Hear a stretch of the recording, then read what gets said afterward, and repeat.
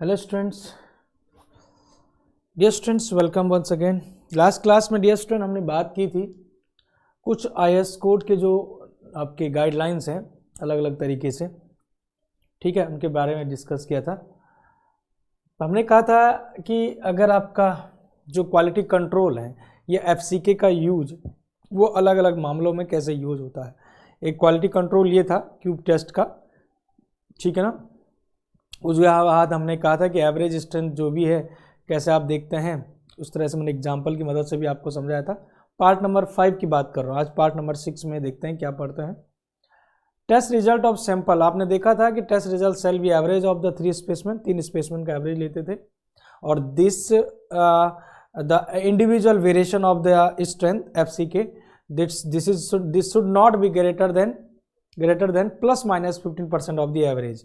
जैसे कि एग्जांपल से भी मैंने समझाया था आपको कि 3 सैंपल के अलग अलग स्ट्रेंथ आई, इनका एवरेज लिया तो ये एवरेज जैसे 13.9 हुआ, तो इनकी लिमिट जो होनी चाहिए भाई 15% प्लस माइनस का मतलब क्या है 0.85 ऑफ एफ एवरेज और 1.15 मतलब कि बढ़ा के 100% लेके चलो ना आप एफ एवरेज को, तो उससे 15% का मतलब 0.85, 85%, 15% ज़्यादा मतलब किस तरह से। तो मुझे लगता है कि जहाँ तक आपको सारी चीज़ें समझ आ गई होंगी। उसके बाद हमने कंक्रीट को 3 प्रकार से डाला था भाई। एक ऑर्डिनरी कंक्रीट हो गया, एक आपका यहाँ पर कंक्रीट जो है स्टैंडर्ड कंक्रीट हो गया, और एक आपका हाई स्ट्रेंथ कंक्रीट हो गया। हमने पहले की भी बातें बताई आपको कि कोड में जब अमेंडमेंट हुआ है उससे पहले क्या हुआ है, और अभी भी आपको बता दी हैं बातें कि हाँ अभी क्या चल रहा है। ये मैंने नए कोड के अकॉर्डिंग आपको बातें बता दी थी। समझ गए बात को? यहाँ तक कोई समस्या नहीं है सर। आगे बढ़ते हैं दोस्तों। क्यूब स्ट्रेंथ और सिलेंडर स्ट्रेंथ में मैंने एक बेसिक डिफरेंस आपको बताया था कि क्या रहता है, ये जरूर देखना है आपको। उसके बाद यंग्स मॉडुलस ऑफ इलास्टिसिटी, ये हमारा टॉपिक कैरी ऑन चलेगा आज, ठीक है ना। इसी पर हम आगे फर्दरली बढ़ेंगे आज, यही हमारा टॉपिक आज, Young's modulus of elasticity for the concrete. भाई स्टील का अगर बात करें तो किसी भी ग्रेड के अगर आप स्टील को यूज कर रहे हैं, आप किसी भी ग्रेड के स्टील को यूज कर रहे हैं तो 2 × 10⁵ होता है। 2 × 10⁵ न्यूटन पर mm स्क्वायर होता है किसी भी तरह का स्टील आपने यूज किया है। लेकिन हम बात कर रहे हैं कंक्रीट की। कंक्रीट में मोटे मोटे तौर पर आपने 2 तरह की इलास्टिसिटी सुनोगे और सुनी होगी भी। पहले आपने जो एक्चुअली में शॉर्ट टर्म इलास्टिसिटी जो होती है वो EC = 5700√f(c) इसको यूज नहीं किया जाता है जनरली। ये 456 1978 के अकॉर्डिंग था, लेकिन नाउ अ डे जो हम इलास्टिसिटी को अब यूज करेंगे कंक्रीट के अंदर तो वो होगा 5000√f(c) जो कि यहाँ पर लिखा गया था, मैंने लिखा था आराम से। इसको जनरली हम शॉर्ट टर्म इलास्टिसिटी कहते हैं, और वो क्यों कहते हैं वो तो हम बात करेंगे आपसे। ऐसे ही मैंने एक बहुत इंपॉर्टेंट टर्म्स आपको बहुत अच्छे से समझाई थी पिछली क्लास में कि इलास्टिसिटी कुछ नहीं है, इलास्टिक एक स्लोप है। और किस चीज़ का स्लोप है? स्ट्रेस वर्सेस स्ट्रेन से। कैसे पता लगा?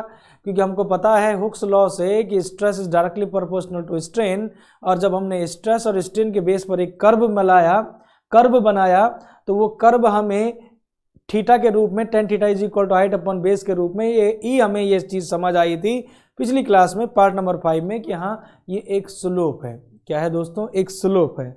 स्लोप का पता लग गया, तो वैसे ही मैंने एक स्लोप जैसे ही पता लगा मुझे, तो हमने क्या कर दिया, थोड़ा सा डेप्थ में जानने के लिए इसको 3 प्रकार से बांटा गया है। एक होता है EIT, initial tangent modulus elasticity. दूसरा होता है ES, this is the second modulus of elasticity. और एक होता है dear student ET, tangent modulus, ठीक है ना। तो खैर उस पर आ रहा हूं मैं यहाँ पर आगे। सबसे पहले डियर स्टूडेंट हम बात करते हैं EIT। What is the EIT? Initial tangent modulus of elasticity. EIT this is the initial tangent modulus of, ये क्या है एक्चुअली में? This is the slope curve at the origin. जो आपका स्लोप बन रहा है स्ट्रेस वर्सेस स्ट्रेन, ये ओरिजिन पर है शुरुआत में। This value is consider as per the IS code. EC = IS code जो कहता है कि सबसे मेजर वैल्यू होती है, यहाँ पर लिखा है with in the elastic portion of curve all the modulus of elasticity. जितनी भी हम मॉडुलस ऑफ इलास्टिसिटी अलग अलग अभी पढ़ रहे हैं, आप देखें शुरुआत में इलास्टिक रीजन तक वो सारी की सारी सब वैल्यू बराबर रहती हैं। और सबसे मज़ेदार बात यह है कि इसका दूसरा नाम है डायनेमिक मॉडुलस ऑफ इलास्टिसिटी। ध्यान रखिएगा, सारे पॉइंट पूछे जा सकते हैं। दूसरा क्या है? डायनेमिक मॉडुलस ऑफ इलास्टिसिटी भी इसको बोला जाता है। दूसरी बात यह है। तीसरी बात यह है कि इसको आप कहेंगे कि इसकी वैल्यू जो है अदर जो दो इलास्टिसिटी आपने पढ़ी उनमें से सबसे ज़्यादा इलास्टिसिटी मतलब सबसे ज़्यादा होगा। और आप खुद भी देख सकते हैं यहाँ पर देखिएगा ये वाला जो इलास्टिसिटी है इसकी बात कर रहा हूँ ये, तो ये सबसे बड़ा स्लोप दिख रहा है आपको, देखो ये स्लोप और छोटा है, ये वाला तो और छोटा है, तो सबसे बड़ी वैल्यू भी है ये साथ में। तो चार शब्द हमने देखे कि इनिशियल टेंजेंट मॉडुलस क्या है। एक तो ओरिजिन पे जो कर्व है, ओरिजिन पे जो आपकी स्लोप है वो है ये, कर्व के जो स्लोप है ओरिजिन पे वो है ये, और इसकी वैल्यू कोड कहता है कि initial tangent modulus this is equal to EC और this is equal to 5000 under root of FC का, ये शॉर्ट टर्म इलास्टिसिटी भी कह सकते हैं इसको। तो डायनेमिक मॉडुलस ऑफ इलास्टिसिटी सबसे बड़ी होगी ये वैल्यू। अब आते हैं कि यहाँ पर कंफ्यूज रहता है लोगों को, एक होता है टेंजेंट मॉडुलस ऑफ इलास्टिसिटी और एक होता है सेकेंड मॉडुलस ऑफ इलास्टिसिटी। पहले वाला तो चलो सबको पता रहा भी होगा। टेंजेंट मॉडुलस क्या है, ध्यान से समझना डेफिनेशन, और डेफिनेशन से ही क्रिस्टली क्लियर होने वाला है। Slope of the tangent and at any point on the curve is called tangent modulus of elasticity. क्या बोला, slope of tangent at the any point on the curve is called as tangent modulus of elasticity.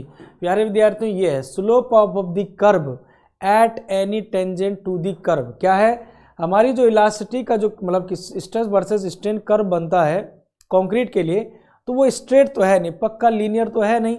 अगर यहाँ पर देखें तो कुछ ना कुछ कर्वेचर फॉर्म्ड हो रहा है, होकर नहीं रहा है, ये कर्वेचर फॉर्म हो रहा है दोस्तों। मैं यहाँ पर बता देता हूँ आपको,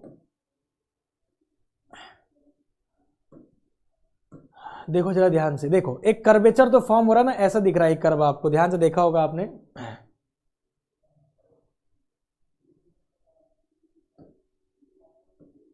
देखो जरा ध्यान से, ये कर्व कुछ ऐसा आपका फॉर्म हो रहा है, ठीक है, ये कर्व कुछ ऐसा फॉर्म हो रहा है जी स्टूडेंट, यहाँ पर देखा जाए तो ये है ना। तो इस कर्वेचर में अगर एक टेंजेंट ड्रॉ कर दिया आपने, एक टेंजेंट ड्रॉ, भाई हर एक कर्वेचर का टेंजेंट ड्रॉ कर दिया, जैसे कि मैंने आपको कहा था कि टेंजेंट ड्रॉ कर दिया इस कर्वेचर में। अब कर्वेचर में किस कर्वेचर के किसी भी पॉइंट पर टेंजेंट आपने ड्रॉ किया, टेंजेंट ड्रॉ कर दिया, आप यहां पर ये जो स्लोप देख रहे हैं, क्या बोला था, फिर से डेफिनेशन पढ़ सकते हैं आप कि आपका जो कर्वेचर है stress versus strain curve with concrete का, कहीं पर कर्वेचर है तो कर्वेचर पे टेंजेंट ड्रॉ किया और कर्व के किसी भी पॉइंट पर आपने क्या कर दिया, उस टेंजेंट तक का स्लोप देख लिया, यही है आपका टेंजेंट मॉडुलस। फिर से रिपीट कर रहा हूं, कंफ्यूज नहीं होना है। ये डियर स्टूडेंट आपका ऐसा कर्वेचर ये यहां पर आया था, आपने सर्वप्रथम यहां पर एक टेंजेंट ड्रॉ करेगा, यहां पर एक टेंजेंट ड्रॉ कर दिया, कुछ ऐसा टेंजेंट ड्रॉ कर दिया। अब इस कर्व के किसी भी पॉइंट पर आपने क्या कर दिया, एक स्लोप देखा इस टेंजेंट का, किस कर्वेचर से एक पॉइंट, किसी भी पॉइंट पर आपने क्या किया, हॉरिजॉन्टल, भाई स्लोप तो ऐसे देखते हैं ना, हॉरिजॉन्टल डिस्टेंस एक लाइन देना पड़ेगा, तो टेंजेंट का जो स्लोप है वही है टेंजेंट इलास्टिक मॉडुलस, ठीक है ना। चलेगा, फिगर में मैं डेफिनेशन में आता हूं, फिर से घबराते क्यों हो। स्लोप ऑफ टेंजेंट, टेंजेंट का स्लोप है eight any point on the curve, curve के किसी भी पॉइंट से टेंजेंट का स्लोप, समझ गया, फिट हो गया, टेंजेंट का स्लोप है ये, लेकिन कर्वेचर पर टेंजेंट आता है हमेशा, स्ट्रेट लाइन पे तो टेंजेंट आएगा नहीं भाई। पहले कर्वेचर था ऐसा, ऐसा पहले कर्वे, ध्यान से सुनो, ऐसा कर्वेचर था, कर्वेचर पर टेंजेंट मारा, अब इस कर्व के किसी भी पॉइंट से आपने टेंजेंट का स्लोप देखा, यही तो है टेंजेंट मॉडुलस। खत्म हो गया भाई। हमारे पास इलास्टिसिटी का मीनिंग केवल स्लोप से है क्या, स्ट्रेस वर्सेस स्ट्रेन कर्व जो कंक्रीट का उसी के स्लोप की बात कर रहे हैं, तो एक तरह का स्लोप ये भी बन गया क्या, तो इसीलिए इसको नाम दे दिया दूसरा टेंजेंट मॉडुलस ऑफ इलास्टिसिटी, क्योंकि टेंजेंट पे ही बन रहा है स्लोप। चलिएगा, एक और लास्ट बचता है जिसको हम कहते हैं डियर स्टूडेंट सेकेंड मॉडुलस। ये मैंने पिछली क्लास में समझाया नहीं था आपको, पिछली क्लास में मैंने केवल कहा था कि हाँ ये कुछ हम पढ़ेंगे अगली क्लास में, है ना। आज मैं आपको अच्छे से बता रहा हूँ। चलिए, second modulus of elasticity, what is the second modulus of elasticity, ध्यान से सुनिएगा क्या बता रहा हूँ। Slope of line joining any point on the curve with in the origin, यही बताया था क्या, वेरी गुड। अब देखो जरा ध्यान से, slope of line joining any point on the curve with the origin, गजब हो गया सर। अब देखो जरा फिगर में आते हैं, बिना फिगर के नहीं समझ आएगा। Slope of the line, slope of the line, ध्यान से सुनो, मजा आने वाला है, ध्यान से सुनो तो सही। ये देखो डियर स्टूडेंट, ये तुम्हारे पास जो व्हाइट वाली लाइन है, व्हाइट वाली लाइन अलग है, ठीक है ना। ये व्हाइट वाली लाइन चाहे तो मैं ऐसे बना देता हूँ, ये व्हाइट लाइन हो गई, ठीक है। इसके बाद ऐसे कर्वेचर शुरू हो रहा है, ओरिजिन से आपने एक हैचिंग लाइन और दी, बिल्कुल स्ट्रेट लाइन, ऐसे ऐसे ऐसे ऐसे ऐसे ये दे दी। अब आपका किसी भी पॉइंट पर, जैसे कि यहां पर देखें आप, यहां पर ये जो स्लोप होगा ये ES ओरिजिन से, लेकिन डियर स्टूडेंट लिया कहां से आपने? ओरिजिन से लिया। ये जो हैचिंग लाइन आप देख रहे होंगे, तो ये नीचे आपने स्लोप देखा। अगर आपको कंफ्यूज हो रहा है तो फिर से एक बार डेफिनेशन देख लो, ये लो, फिर से डेफिनेशन देखो दोस्तों, ये है slope of line joining any point, slope of line joining any point on the curve with in the origin.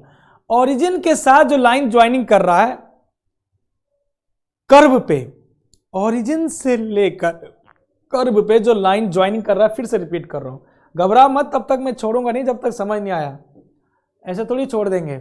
ये देखो बना दिया, ठीक है।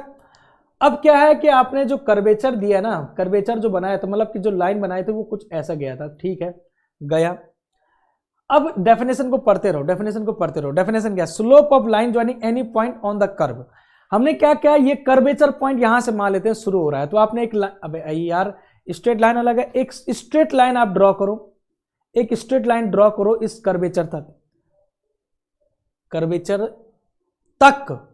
कर्वेचर पे एक स्ट्रेट लाइन ज्वाइन करी।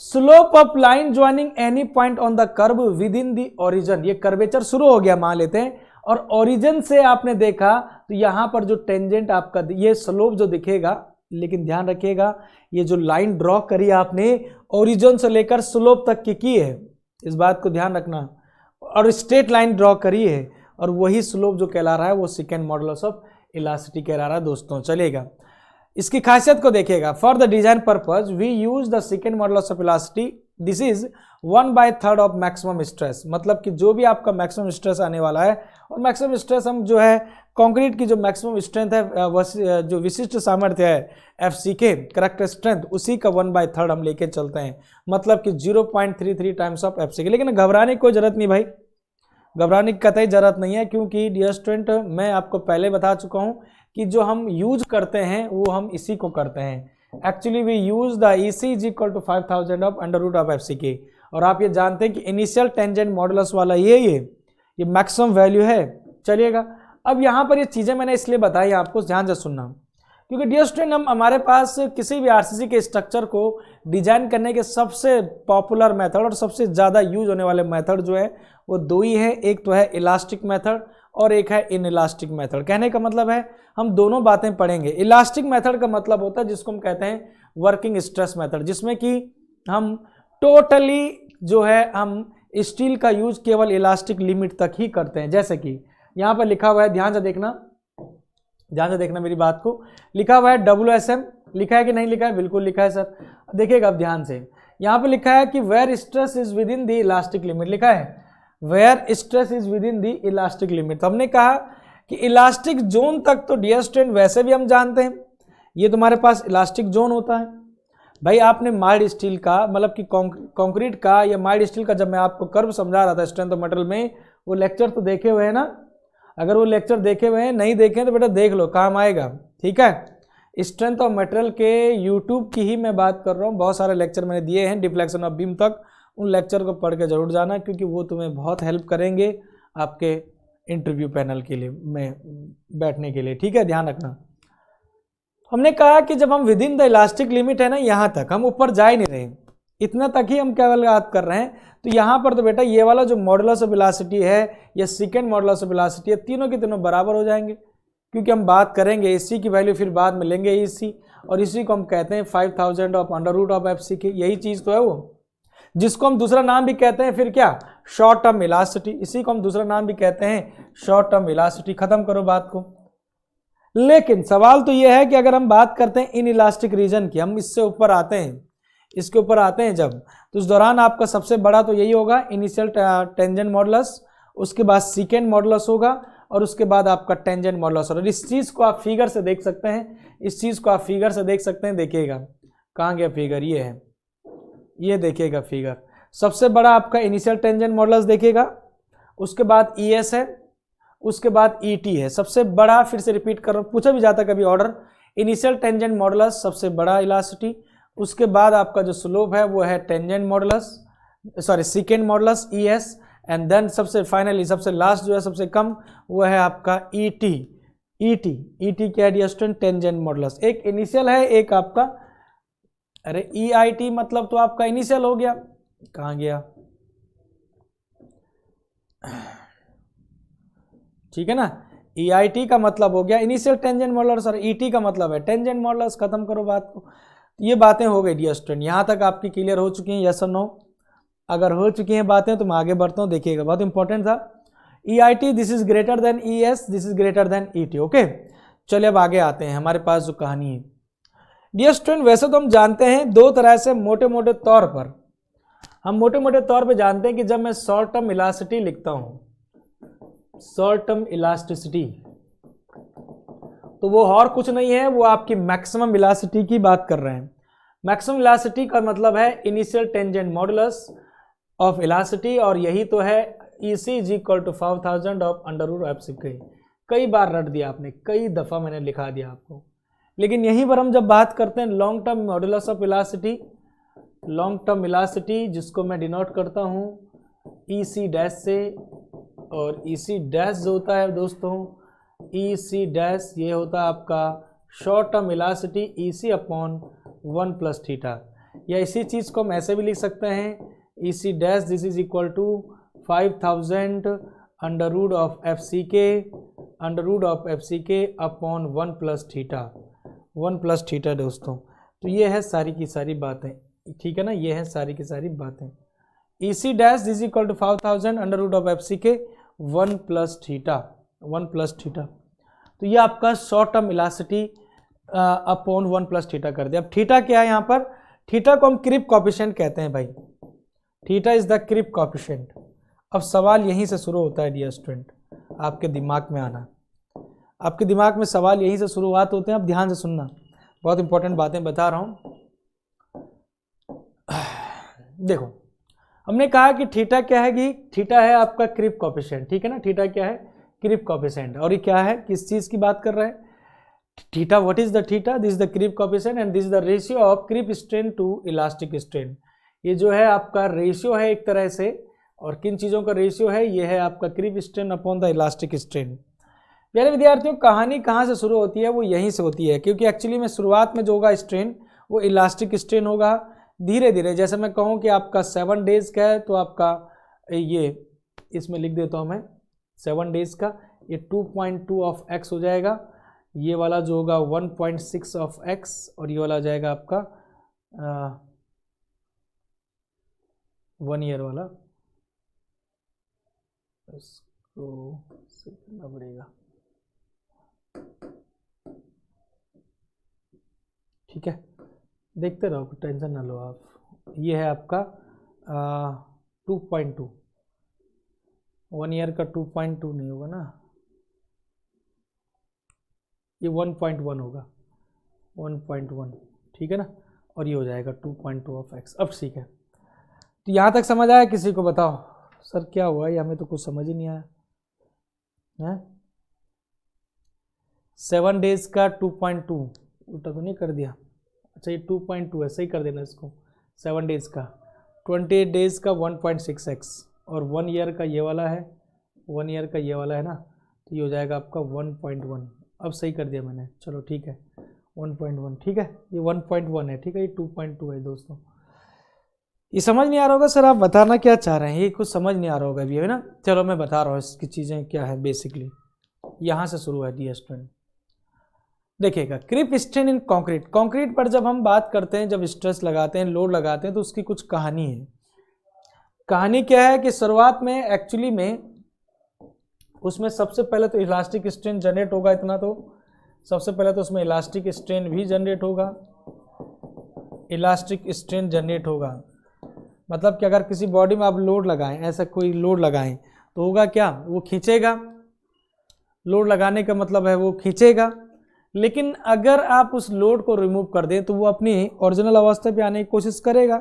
फिर से रिपीट कर रहा हूँ मैं, फिर से रिपीट कर रहा हूँ, ध्यान से सुनना। मैंने क्या कहा कि कोई मेंबर है, ये मेंबर है, इसको जब मैं लोड लगाता हूँ तो खींचेगा। अगर मैं इस लोड को रिमूव कर दूँ तो फिर से अपनी रिकवरी करने की कोशिश करेगा। लेकिन वो डिपेंड करता है बॉडी टू बॉडी, कितना लोड आपने लगाया कि वो कितना स्ट्रेन डेवलप कर रहा है, मतलब कि कितना स्ट्रेन रिकवर कर रहा है। स्ट्रेन तो डेवलप हुआ, ये स्ट्रेन हो गया आपका, और ये स्ट्रेन जो वापस आ रहा है उसको कहते हैं स्ट्रेन रिकवरी। ध्यान रखिएगा, दो शब्द है यहाँ पर, इसको बहुत अच्छे से समझने के लिए यहाँ पर एक बेसिक फिगर मैंने दिया है आपके लिए, समझना ध्यान से। डियर स्टूडेंट, हुआ क्या था कि कोई मेंबर आपका, ये कॉन्क्रीट मेंबर है, ये कोई मेंबर है, सपोज दैट, पहले आप समझ रहे हैं, एक एक बात को ध्यान से समझ रहे हैं। जब आपने कहा ये मेंबर यहाँ तक था भाई, ओरिजिनली ये मेंबर जो था दोस्तों ये यहाँ तक था, ओरिजिनली इस मेंबर की जो दूरी है वो ये है। स्पीकर को मैं अच्छे से बनाए देता हूँ, नहीं तो कंफ्यूज रहेगा। ओरिजिनली मेंबर आपका ये है, ये जो मैं नीला नीला बना रहा हूँ ना, हरा हरा, ये है। इस पर आपने लोड लगाया, लोड लगा दिया, लोड लगाने के बाद क्या हुआ, लोड लगाया तो ये क्या हुआ, खिंच गया, खिंच गया। कितना खींचा, ये इतना टोटली खींचा गया होगा, इतना ये क्या हो गया, इसमें स्ट्रेन डेवलप हुआ, मतलब खिंचाव हो गया, हो गया। अब मैंने क्या कर दिया, इस लोड को रिमूव कर दिया, समझना धीरे धीरे बातों को, क्योंकि मेरा अल्टीमेटली जो मेरा मकसद है वो आपको क्रिप स्ट्रेन और उसका कॉन्सेप्ट है, इसलिए ध्यान से देखते रहो। अल्टीमेटली मेरा जो मतलब है वो है आपको क्रिप स्ट्रेन को समझाना बहुत बारीकी से, ठीक है ना, इसलिए देखते रहिएगा। मैंने क्या किया कि लोड लगा दिया, ठीक है, ये लोड लगा दिया, लोड लगाने के बाद मैंने इसको रिमूव कर दिया, बल्कि मैंने लिखा भी है यहाँ पर लोड इज रिमूव। होगा क्या डियर स्टूडेंट कि जो रिकवरी करेगा यह, अब ये वापस करेगा, ये जो मेंबर है वापस रिकवरी करने की कोशिश करेगा। तो शुरुआत की जो रिकवरी होगी उस रिकवरी को हम कहते हैं इंस्टेंटेनियस रिकवरी। पहली जो शुरुआत की रिकवरी होगी, क्योंकि वापस तो इसने आना ही है, उस रिकवरी को बोला जाएगा इंस्टेंटेनियस रिकवरी। और ये होता भी है, ये होता भी है। किसी भी मेंबर को आप देख लें कि अगर आप उसको लोड लगाए तो खींचेगा, उसको हटा दें लोड को तो तुरंत एक रिकवरी करेगा। पहली रिकवरी इंस्टेंटेनियस होगी, बहुत कम समय में हो जाएगी, वो रिकवरी हो गई।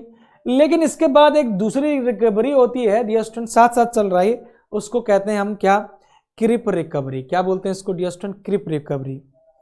डियर स्टूडेंट, दो शब्द हैं, दो इंपॉर्टेंट बातें हैं। अभी तक जब आपने सोम में मेरे साथ पढ़ा होगा तो मैंने आपको केवल प्लास्टिक स्ट्रेन और इलास्टिक स्ट्रेन के बारे में समझाया होगा। मैंने कहा था कि जब आप किसी बॉडी पर लोड लगाते हैं, लगाया, लोड लगाया, लोड को लगाने के बाद ये खींचा था, कुछ ऐसा खींच गया था, खींचा था, इस लोड को मैं रिमूव कर दूं तो ये फिर से अपनी ओरिजिनल अवस्था पे वापस कर दे रहा है। इसको कहते थे हम इलास्टिक स्ट्रेन, बस डेवलप हुआ। इसमें हम कहते थे कि बॉडी अभी इलास्टिसिटी में है, मतलब कि आपका जो कर्व है वो कहाँ पर है, अभी यहाँ पर है, इलास्टिक में है, ठीक है। लेकिन समझना यह है डियर स्टूडेंट, जो नई चीज़ है यहाँ पर आपके लिए, कि अगर मैं इस बॉडी को घटा मतलब कि खींचता जा रहा हूँ, इसमें लोड लगाते जा रहा हूँ, एक टाइम ऐसा आएगा कि मैं इस फोर्स को रिमूव कर दूं, मान लेते हैं एग्जाम्पल के लिए फोर्स को रिमूव कर दूं, तो ये वापस आने की कोशिश करेगा, वापस आने की कोशिश करेगा। मैं मोटे मोटे तौर पर समझाता था वहाँ पर आपको कि एक प्लास्टिक एक परमानेंट रिकवरी आएगी यहाँ पर, भाई वापस तो आएगा ना, ये वापस तो आने की कोशिश करेगा, लेकिन एक परमानेंट रिकवरी आ जाएगी, इसमें परमानेंट जो है स्ट्रेन डेवलप हो जाएगा, खिंचाव। उसी समय हम कहते थे कि ये परमानेंट सेट आ चुका है, इसमें प्लास्टिसिटी आ चुकी है और ये प्लास्टिक स्टेट में पहुंच चुका है। यही था क्या? तो बस वही चीज़ तो मैं समझा रहा, कोई नई चीज़ नहीं है, समझना। हमने जैसे ही लोड रिमूव किया तो पहले आपकी रिकवरी भी इंस्टेंटेनियस रिकवरी, दूसरी जो रिकवरी भी वो कहा आपने क्रिप रिकवरी। इसको क्रिप रिकवरी इसलिए कहा गया क्योंकि इसमें थोड़ा समय ज़्यादा लगता है, इसमें लगता है समय थोड़ा सा ज़्यादा, तो इसलिए क्रिप तो आप जानते हैं वैसे भी टाइम डिपेंडेंट प्रॉपर्टी है। हम लोड को बढ़ा घटा कुछ नहीं रहे हैं, लेकिन आपका एक रिकवरी हो रहा है, कुछ आपका एलोंगेट, कुछ कॉन्ट्रैक्शन हो रहा है, चेंज इन द लेंथ हो रहा है, चेंज इन द आपका डायरेक्शन। ओके, नेक्स्ट आपका जो खतरनाक वाली स्ट्रेन है वो है परमानेंटली प्लास्टिक स्ट्रेन। इसमें अब आप कुछ नहीं कर सकते, इसमें डियर स्टूडेंट अब आपका हो चुका है परमानेंटली स्ट्रेन। ये जो स्ट्रेन है इतना तुम्हारा परमानेंटली प्लास्टिक स्ट्रेन हो गया डियर स्टूडेंट, इतने जोन में दोस्तों, ये वाला जो जोन है, ये वाइट जो जोन है ना, ये इसमें क्या हो गया, परमानेंट हो गया। तो यही चीज मैं यहाँ पर समझा रहा हूँ आपको। शुरुआत में जब आपने लोड लगाया होगा बॉडी में तो आपका स्ट्रेन इन कॉन्क्रीट यहाँ पर है, यहाँ पर टाइम है डियर स्टूडेंट, टाइम के रिस्पेक्ट में अब ध्यान से देखना रहना। शुरुआत में आपका इलास्टिक स्ट्रेन तो डेवलप हुआ होगा, ये वो स्ट्रेन है जिस पे वापस आ सकती है बॉडी। इलास्टिक स्ट्रेन वो स्ट्रेन है जब आपने खींचा होगा तो ये फिर से वापस आ सकता है, लेकिन इलास्टिक स्ट्रेन के बाद भी अगर आपका लोडिंग लगा होगा तो ये क्या हुआ होगा, यहाँ पहुंच गया होगा। ये तुम्हारा परमानेंट वाला स्ट्रेन की तरफ पहुंच चुका है, समझ रहे बात को। लेकिन नहीं, हमने यहां पर जैसे ही लोड को रिमूव कर दिया, अरे स्ट्रेस वर्सेस स्ट्रेस तो बड़ा ही होगा, हमने इलास्टिक स्ट्रेन तक तो खींचा, लेकिन इसके बाद भी खींचते गए तो हमारा ये पहुंच गया किस में जी, ये तुम्हारा ऊपर प्लास्टिक स्ट्रेन में पहुंच गया होगा टाइम के साथ साथ। मतलब कि जैसे जैसे टाइम बढ़ रहा है ना, देखो वाई एक्सिस में, एक्स एक्सिस में टाइम है डी स्ट्रेन, ये देखो ना जैसे जैसे टाइम बढ़ा तो ये हो गया। लेकिन इस पॉइंट पर हमने लोड को रिमूव कर दिया, देखो लोड इज रिमूव कर दिया। लोड जैसे ही हमने रिमूव कर दिया डी स्ट्रेन, तो सबसे पहले जो रिकवरी होगी तुरंत से जो स्ट्रेन घटेगा, मतलब कि जो वापस आएगा रिकवरी, इसी को बोला जाता है इंस्टेंटेनियस रिकवरी, क्रीप, ठीक है। इसके बाद धीरे धीरे डी स्ट्रेन समय के साथ साथ, ये देखो समय भी बढ़ते जा रहा है, इसमें समय नहीं लगा, इस वाली रिकवरी में समय नहीं लगा, देखो समय कांस्टेंट है। अरे वर्टिकल है, वर्टिकल का मतलब क्या है, वर्टिकल इसका मतलब क्या है, बिल्कुल कांस्टेंट है, समय बिल्कुल कम समय में इंस्टेंटनेसली जो है वापस आ गया, ये आ गया। लेकिन डी स्ट्रेन यहां पर देखेगा, कर्वेचर को देखेगा ध्यान से। इस कर्वेचर से क्या समझ रहे हैं आप बेटा, कर्व पढ़ना सीख लो मेरे साथ, समझ रहा हो। कर्व से क्या समझ रहे हैं कि समय भी बढ़ रहा है, ये देखो कि टाइम भी बढ़ रहा है, तो धीरे धीरे जो क्रीप स्ट्रेन है, ये क्रीप रिकवरी है, क्रीप रिकवरी इसको बोलेंगे। लोड आपने रिमूव कर दिया यहां से, तो ये क्रीप रिकवरी क्या होती है, समय के साथ साथ होती है, समय बढ़ते रहता है। अब समय बढ़ता रहेगा, उसके बाद डी स्ट्रेन अब आपका जो है ये परमानेंट आ गया, इसमें अब टाइम तो लगा होगा धीरे धीरे यहां तक पहुंचने में, तो इसके बाद ये परमानेंट हो गया, अब इसमें कोई फर्क नहीं पड़ने का, तो इसको कहते हैं परमानेंट स्ट्रेन। ये तुम्हारा परमानेंट स्ट्रेन में अब तब्दील हो चुका है। कौन सी स्टेज सर, ये वाली स्टेज जो थी कि मैंने कही थी, ये परमानेंट स्ट्रेन में कहा। तो ये है एक्चुअली में पूरी की पूरी गणित जो है वो मैंने इस कर्वेचर की आपको बताई है।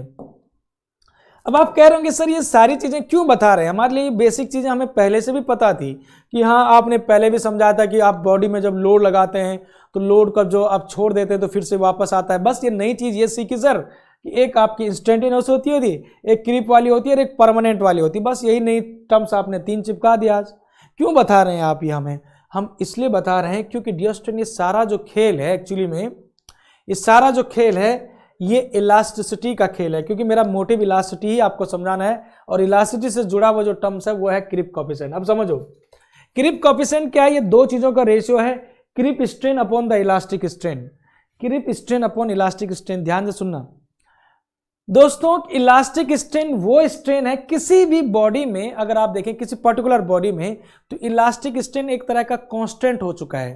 कांस्टेंट मतलब कि आपने किसी बॉडी को खींचा, लेकिन एक पॉइंट होगा, वो पॉइंट जिस पर अगर आप लोड रिमूव कर दे तो परमानेंटली, मतलब कि फिर से अपनी ओरिजिनल अवस्था पे आ जाए, तो उस पॉइंट तक जो स्ट्रेन लगा होगा, इलास्टिक पॉइंट तक, उसी को बोला गया इलास्टिक स्ट्रेन। एक तरह से ये एक तरह से कांस्टेंट हो गया, लेकिन ये तो टाइम डिपेंडेंट है ना, क्रीप स्ट्रेन तो टाइम डिपेंडेंट है ना, आपने देखा था इस फिगर में, देखिएगा टाइम डिपेंडेंट है ना, ये तो तुम्हारा कांस्टेंट हो गया एक तरह का। यहाँ पर इसकी बात छोड़ दो, अब इस पे देखो आप क्रीप स्ट्रेन में, तो यही है, देखिएगा creep strain upon elastic strain. हम कहेंगे कि सर समय के साथ साथ क्रीप स्ट्रेन बढ़ेगा तो थीटा भी बढ़ना चाहिए था, आपके दिमाग में आ रहा होगा, तो आप तो गलत लिख रहे हैं यहाँ पर। देखो देखिएगा, कंफ्यूज नहीं होना, क्योंकि मैं थोड़ा देर के लिए आपको खुद कंफ्यूज करूंगा, पहले थोड़ा देर के लिए मैं आपको खुद कंफ्यूज करूंगा और फिर मैं वापस लाऊंगा आपको सही मोड पे और यही मेरा तरीका है, और यही सबसे बेस्ट तरीका होता है कि पहले खुद कंफ्यूजन तैयार करो। क्योंकि अगर आपने सीधे एक डायरेक्शन, क्या होता है डी स्ट्रेन, केवल आप वन डायरेक्शनल पढ़ते हैं कि हाँ ऐसा है तो ऐसा ही होना है, ऐसा ही होना है, ऐसा अगर आप पढ़ते हैं तो कभी ना आपको याद रख पाओगे, ना कभी सीख पाओगे। जब आप ऐसा पढ़ते हैं ना कि ऐसा क्यों हुआ है, जब क्यों शब्द आ जाता है, तो यही समझो आपकी कॉन्सेप्ट क्लियरिटी के साथ आप पढ़ रहे हैं। ऐसा हुआ है, रट दिया, तो ये पढ़ाई नहीं, ये कॉन्सेप्चुअली क्लियर नहीं है, आप इसका जो है एग्जाम में मार खा सकते हैं। लेकिन शब्द पढ़ाई का एक्चुअल मीनिंग ये है, किसी भी चीज़ को जब पढ़ते हैं, जब आप ऐसा कहते हैं कि ऐसा क्यों हुआ है, तो जब ऐसा क्यों, जब ये शब्द आ जाता है ना दिमाग में, तो डियर स्टूडेंट फिर उसके लिए आप सर्च करने लगते हो कि हाँ ऐसा क्यों हुआ होगा। आप 2-4 वीडियो देखते हो सर की, आप 2-4 गूगल में सर्च कर लेते हो, 2-4 किताबें देख लेते हो इधर उधर, तो वो जो क्यों शब्द है वो आना चाहिए। This is important, this very essential for your deep knowledge, you are crystally clear concept, ठीक है, तो ध्यान रखिएगा। अब आते हैं कि एज ऑफ लोडिंग आप देखें तो 7 डेज का देखा जाए तो 7 डेज का है 2.2 थीटा क्रीप कोएफिशिएंट, 28 डेज पर है 1.6 और 1 ईयर पर है 1.1। अब आप कह रहे होंगे कि सर क्रीप इलास्टिक स्ट्रेन को एक तरफ आप बोल रहे हैं, इलास्टिक स्ट्रेन को एक तरह से आप कांस्टेंट बोल रहे हैं, ठीक है, और आप कह रहे हैं कि सर क्रिप स्ट्रेंथ बढ़ना है तो आपका थीटा भी बढ़ना चाहिए था। ऑब्वियसली यार, जैसे जैसे समय बढ़ेगा तो वो क्रिप वाला जो स्ट्रेन है, मतलब कि समय के समय, भाई क्रिप क्या है? Creep is the continuous deformation under the constant load. Under the constant load, आपका कोई मेंबर है ऐसा, समय के साथ साथ धीरे धीरे उसमें डिफॉर्मेशन आ रहा है, वो क्रिप इफेक्टिव तो है। तो हम कहेंगे कि सर एज के साथ साथ क्रिप स्ट्रेन भी बढ़ेगा, तो थीटा तो घट रहा है यहां पर टेबल के हिसाब से तो देखा जाए। क्रिप स्ट्रेन समय के साथ साथ आपका थीटा बढ़ना चाहिए था, लेकिन 7 डेज पे सबसे ज्यादा, और समय जैसे जैसे बढ़ रहा है तो गड़बड़ हो गया सर। इसका रीजन देखिएगा। कंफ्यूज हो गए? अब क्यों सवाल आ गया दिमाग में, ऐसा क्यों सर? अब देखिएगा इसका जवाब है। बालकों यही चीज में, इसमें कोई कंफ्यूज मत हो ना, इस पर कंफ्यूज है अभी कि ऐसा क्यों हुआ, लेकिन इस पे वही चीज है, वो घबराओ मत आप। 7 डेज पे 2x आपका इलास्टिक स्ट्रेन मैंने मान लिया, x कांस्टेंट हो गया। इसमें आपका 7 डेज पर 2.2 ऑफ x क्रिप स्ट्रेन, यहां पर धीरे धीरे 28 डेज पर मैंने 1.6 of x, 1.1 of x 1 year का, ये तो इसी के अनुसार है, उसको हटा दो। लेकिन यहां पर ये भी चीज समझ गए थे आप, यहां पर ये चीज भी आप समझ गए थे, ये है डियर स्टूडेंट, कहानी यहां पर है।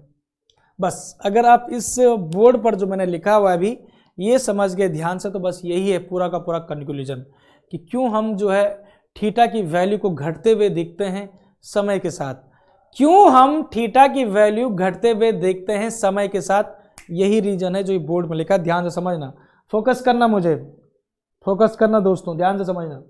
हमने कहा as the age of the loading increases ultimate creep strength decreases. हमने ये फॉर्मूला आपको दिया, ये फॉर्मूला बहुत अच्छे से सोच समझकर बना है कि EC dash this is the long term elasticity modulus of elasticity this equal to short term elasticity EC upon 1 plus theta. हम कहेंगे कि सर अभी जस्ट पहले तो आपने कहा कि theta is equal to creep strain upon the elastic strain, CS लिख रहा हूं बस शॉर्टकट में, creep strain upon elastic strain. हमने कहा कि सर समय के साथ साथ तो जो है थीटा भी बढ़ना चाहिए, क्रिप स्ट्रेन, क्योंकि आपका क्रिप स्ट्रेन बढ़ रहा है तो थीटा भी बढ़ना चाहिए, लेकिन ऐसा नहीं है। As the age of loading increase the ultimate creep strain, as the age of loading increase, मतलब कि समय के बढ़ने के साथ साथ लोडिंग, भाई 1 साल की लोडिंग, 2 साल की लोडिंग, 3 साल की लोडिंग, तो धीरे धीरे लोडिंग बढ़ती गई, मतलब कि आपका इफेक्ट बढ़ता गया। तो यही चीज लिखा है as the age of loading increase. Indirectly इसका मतलब यहां तक कि लाइन का मतलब यह है कि समय के बढ़ने के साथ साथ अल्टीमेट क्रिप स्ट्रेन डिक्रीज हो रहा है, अल्टीमेट क्रिप स्ट्रेन जो आपका थीटा है वो डिक्रीज हो रहा है। देखा आपने भी टेबल में वैल्यू, क्यों हो रहा है, क्यों हो रहा है dear student? Due to increase in the strength of concrete. क्योंकि डियर स्टूडेंट हम 2 चीजें और जानते हैं, वो छटा दो, अभी दिमाग से हटा दो कि क्या हो रहा था, बस इतना रट दो कि अभी आपने ये कहा है सर थोड़ा देर के लिए इस टेबल से, ये वाली जो टेबल है यहां से तो हमें लग रहा है कि सर टेबल समय के साथ साथ क्रिप स्ट्रेन, वैसे तो हम कॉन्सेप्ट से तो जान रहे हैं, ध्यान से समझना, कॉन्सेप्ट से तो हम ये जान रहे हैं कि क्रिप स्ट्रेन जो है समय के साथ साथ आपकी बढ़नी चाहिए, है ना।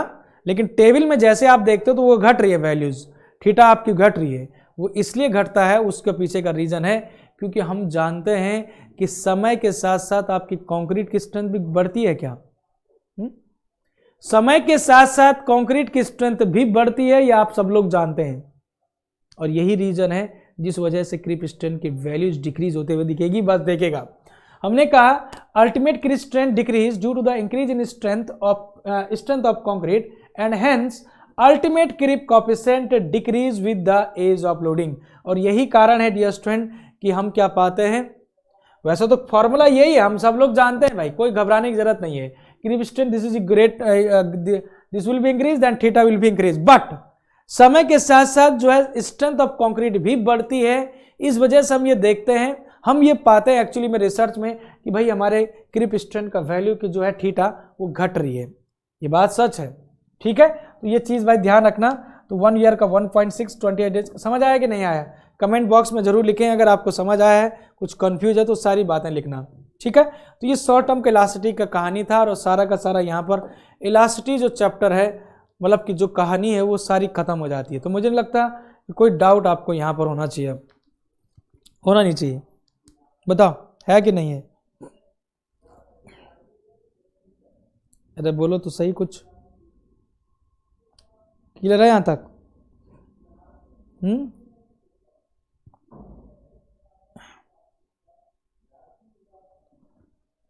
है ना? तो इलास्टिसिटी की जो वैल्यू है लगभग देखा जाए क्रिप के इफेक्ट से, इलास्टिसिटी की जो वैल्यू है ना, एक्चुअली में इलास्टिसिटी की जो वैल्यू है समय के साथ साथ लगभग 2 से 3 क्रिप इफेक्ट के कारण 2 से 3 टाइम जो है घट जाती है। ये देखो ना, थीटा का इफेक्ट, थीटा का इफेक्ट आपका डिक्रीज हो रहा है, ठीक है ना, इंक्रीज हो रहा है वैसे तो। हाँ, इलास्टिसिटी आपकी क्या हो जाएगी फिर 5000 under root of F C के 1 प्लस थीटा। तो ये फॉर्मूला जो है दोनों याद रखना, इससे काम हो जाएगा आपका बहुत अच्छे से। ये सारी बातें आपकी याद होनी भी चाहिए, ठीक है।